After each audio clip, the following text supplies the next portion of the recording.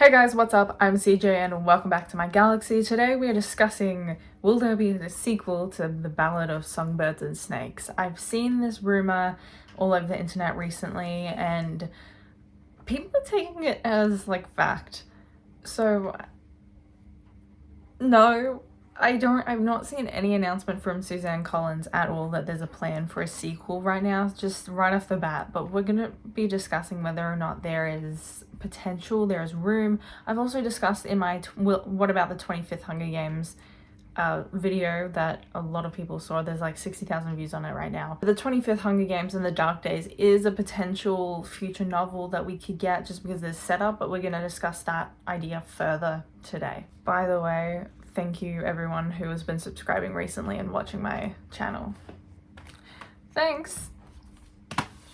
I don't know what else to say to that. So, is there a setup for a new novel? I personally think that if there were to be a new novel, that there would be enough setup that it would make sense, but that doesn't necessarily mean we need a new novel. There are several different ideas that I think that there is enough of a setup from the original trilogy that it would make sense in this way.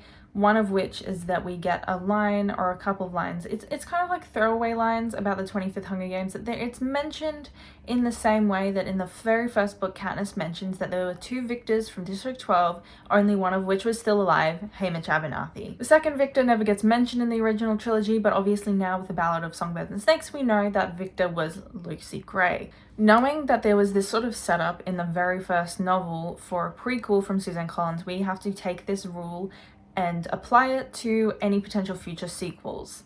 This rule being that there needs to be some sort of throwaway line that we don't get much information on whatsoever throughout any of the four novels that we have right now. One of which is how Pan Am came to be. How did the US, Canada, North America as a whole fall for Pan Am to rise? Was there like, I don't know, a government coup? I don't know how the US fell, but it would have had to have come to be in some way due to natural disasters. We know that the sea levels rose, and it's mentioned somewhere, and I don't remember if it's in the first book. I feel like Katniss knew it, but I can't remember what lines it was. But Katniss, we as the audience know that Pan Am rose because of a bunch of different disasters, but that's pretty much all the information we get. It would be really good social commentary to understand both the Dark Days or how Pan Am came to be as like a second kind of prequel, even long before Songbirds and Snakes. This would be the same kind of social commentary that Suzanne Collins normally gives us as readers.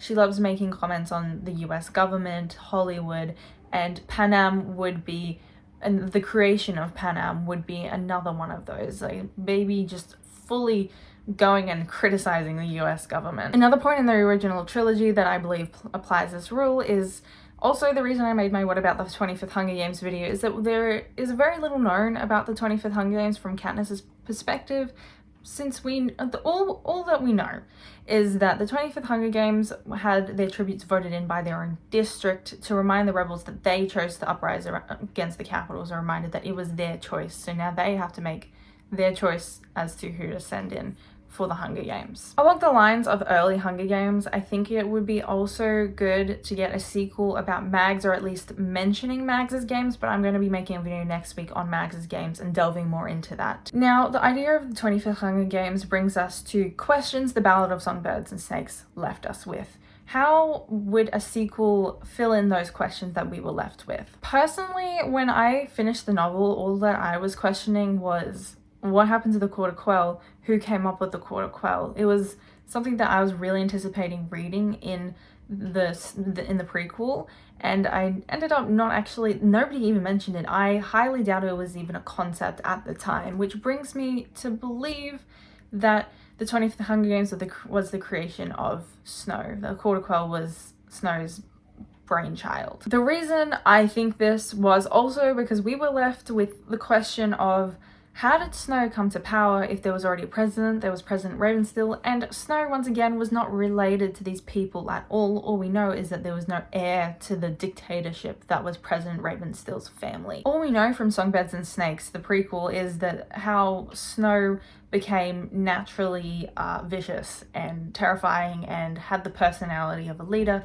personality that we would see in the original trilogy. So how exactly did he come into power? Because you know, he had very little connection to President Raven still, so he had to get there somehow. When at the end of the prequel, he was taken under the wing of Dr. Gall as a game maker. We know that game makers have a lot of influence within the Capitol. So how did Snow go from game maker to president is my question. And we don't have answers to that exactly, which I think would be a brilliant sequel to see how Snow came into power and have that kind of lead up to the Court of Quell and him coming up with the Court of Quell. I think the prequel leaves us with a lot of questions about how exactly Snow went from his 18-year-old self to his 83-year-old self. But that's just me. I wouldn't be surprised if down the line we did see a sequel to The Ballad of Songbirds and Snakes for Snow's rise to power. I personally think it's been set up pretty perfectly for that, but yet again, will Suzanne Collins do that? Maybe not. You know, it depends if she has something to say. You know, she doesn't sing when told, she only sings when she has something to say. I think that's what Lucy Gray's line was. I haven't reread it yet. Just give me a break. This brings me to my next point. Is there benefit to the mystery? Is it better just not to have a sequel at all? And I know a lot of fans would argue, yeah, I don't want to see a sequel. And honestly, I would be perfectly content without a sequel as well. Another novel. I think the first three were brilliant novels, and the fourth one was just a cute little bonus. Love that. Thanks for the villain origin story, Suzanne Collins. I much appreciate it. However, there is space for a sequel. I've seen a lot of people, both in my comment section and just in the general Hunger Games fandom, that they think that it would be great just to leave a bit of mystery. That Suzanne Collins' message was supposed to be ambiguous. She was supposed to have a shroud of mystery around all her characters. And I can't disagree with that point because, you know, it has a good point. We're kind of supposed to be like the Capitol in a way, that we're begging for more novels. It's like, give us more, but you know, it's Suzanne Collins' intention to tell us that we're the Capitol, that we want more sequels, when she's not going to give them to us because it adds to her message even more. So yes, there is a huge benefit to the mystery in not adding another sequel, but I wouldn't mind another one, you know, I wouldn't mind. My next point is, how long would it be until we see a sequel? Suzanne Collins took about a decade to write another novel for her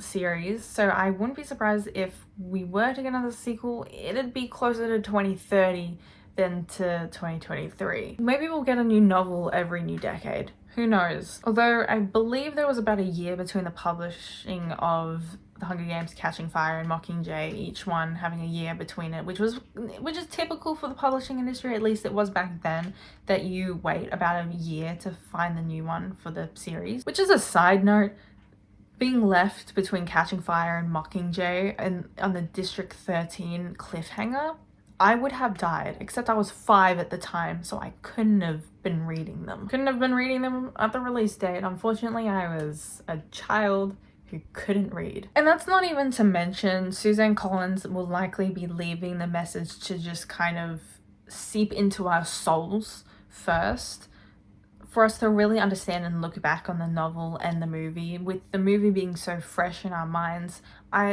she's a big enough author, she's a big enough, good enough writer for us to be coming back for more at any point that she wants to write a new novel. Not to mention she has another series. I haven't personally read it, but I want to so bad, so I will be reading that at some point and doing a review or something. I don't know. So The Hunger Games isn't her only series, not the only thing she does. She's also a scriptwriter. With the movie so fresh in our mind, we don't need a sequel right now. I would give it between 2 to 15 years for us to get a sequel to Songbirds and Snakes, or any novel within the franchise at all. Yeah, and you heard me right, 2 to 15. Yeah, it's a big gap, but I gotta say it's probably pretty accurate. Now for my final point, what would a sequel be if it were to be a sequel and not a book, just a book within the franchise? What could we possibly see Suzanne Collins talk about in the perspective of Snow, in the third person perspective of Snow? Because that is what a sequel would be. A sequel would be almost directly, or like a little bit after Snow and his personal rise to power, in the same way that we follow Katniss through her story. We would be seeing a third person narration once again. I wouldn't be surprised if we maybe get like a little bit of Mags, a little bit of Tigress story in there. You know, what really pulled the relationship of Snow and Tigress apart. A sequel would involve the victors who went on the victory tours, like Mags, 25th Hunger Games victor, Snow, and maybe even him implementing more of his cruel tricks he pulls on the victors that we see in the original trilogy, and how those tricks came to be. When Snow specifically chose just the white rose, we see a little bit of the roses by the rose itself came to be within Snow's whole world. We know that eventually he did settle on the white rose. Maybe we'll see more of him using that manipulation tactic he uses with the white roses with Katniss, and him using them against other victors. I personally think that the only thing that would make sense is the 25th Hunger Games, and teaching us how exactly President Ravenstill died and President Snow came to be. We could see a bit more of the inside of the game making, and like how we see in the movies for Catching Fire, Plutarch Heavensby's whole game making, and how he made the arena, how he decided the arena, you know, that whole planning process, how to keep the capital engaged. We'd see a lot more of that. That's what I personally believe it would look like. Possibly even some more teachings from Dr. Gall. She, perhaps by the 25th Hunger Games, would likely be dead, especially if President Ravenstill is dead. Maybe President Snow is recalling exactly her teachings, Dr. Gall's teachings, and how he's applying them to the arena itself. Even we could even see how they implemented different kinds of arenas rather than the original Colosseum-like area in the books slash films. I think people said it was like more of a football field in the books. I can't remember. Once again, I haven't reread the book yet. Instead of just using the one arena, they started at some point implementing new arenas and new settings, and I wouldn't be surprised if that started with the Court of Quell to get the capital more engaged. So whilst the rumors aren't true that there's no confirmed sequel to Songbirds and Snakes, there is a potential for another sequel at some point in 2 to 15 years. If you're rereading the Hunger Games original trilogy and you see any throwaway lines that you think could be better expanded into a trilogy, and I'm not talking into a trilogy, into a sequel, I'm not talking about Haymitch's games, because we practically get scene by scene what happened in Haymitch's games. I'm talking like throwaway lines where we get barely any detail. Are we talking like perspective from District 13? Are we talking Bonnie and Twill? Well, maybe not Bonnie and Twill. Well, maybe, you know what, I had an idea at some point. I would love to hear about District 4. If they're so close to the water, so close to the coast, what's keeping people from disappearing into the water, into the ocean, and escaping through said ocean? Are there peacekeepers ready to shoot them on the shore? Like, I think it'd be really easy to escape from District 4 if you have the right equipment. I'm just saying, I want to know. I need more District 4 lore, personally. I think that'd be pretty cool, you know, Mags' games. Leave your thoughts down below. What do you think would be a good sequel? Are there any throwaway lines that you've noticed in the original trilogy, even maybe in the prequel? Were there questions you think went unanswered that we would be able to see in a sequel? Because I personally think Suzanne Collins, for her to write us a sequel, there has to be some sort of setup. It has to not seem too forced. It has to be there already for her to expand on, and she's likely already planned it, because I remember hearing ages ago, years and years ago, that she was planning a prequel. The prequel to me wasn't surprising. It was just a matter of time, and I personally have that same feeling with another novel. Might not be a sequel, might just be a book sometime in the franchise, whether it be the Creation Panem, Dark Days, 25th Hunger Games. I personally feel like there's going to be another book at some point, because there's enough setup. It's just a matter of what this novel would be and when it comes out. I need someone to tell me if they heard about the prequel to like a decade ago when the first movies were coming out, because I swear to God, I remember seeing something about Suzanne Collins planning on a prequel. I remember it.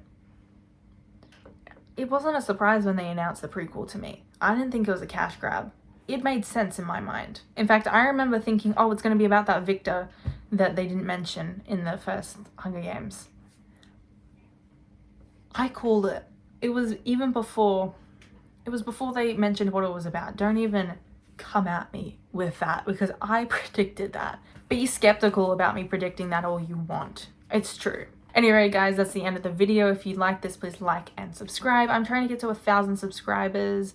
It'll be really cool if you could subscribe and comment down below, you know, as I said throughout the videos, any throwaway lines you thought were cool. What would you see? Do you think there should be a sequel? What do you think a sequel would be? What do you think about District 4? What do you think about Mags's games? Once again, I hope you guys enjoyed this video. I have been CJ, and I'll see you guys in the next video.